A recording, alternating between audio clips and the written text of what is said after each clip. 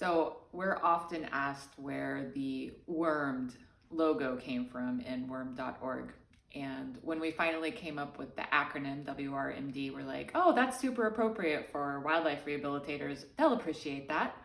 So as logo designs go, we had to kind of mess around with like, well, what we're gonna do, like, you can't just do like kind of a gross, ugly worm. And then we were thinking sort of growing up in the 80s, we had that sort of bookworm, glowworm sort of thing going on. We're like, well, let's try something like a bookworm because it's kind of a nerdy sort of database thing.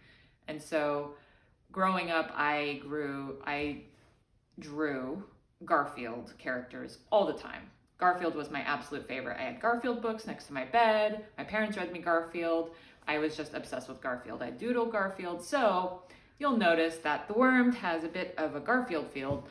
And what we were doing is, I think we were at dinner one night somewhere in Walnut Creek, and we had like cocktail napkins. And I just started doodling like little ideas, and we came up with the very first version of Wormed. And I think we still have the napkin in which our little Wormed was on. So after some working and some fancy graphic work, we were able to make it at least a little bit more cute. But we do get some people that are not in wildlife rehabilitation don't understand, why did you choose a worm? But we've discovered that our wildlife rehabilitators kind of appreciate it and understand because worms are part of life in wildlife rehabilitation.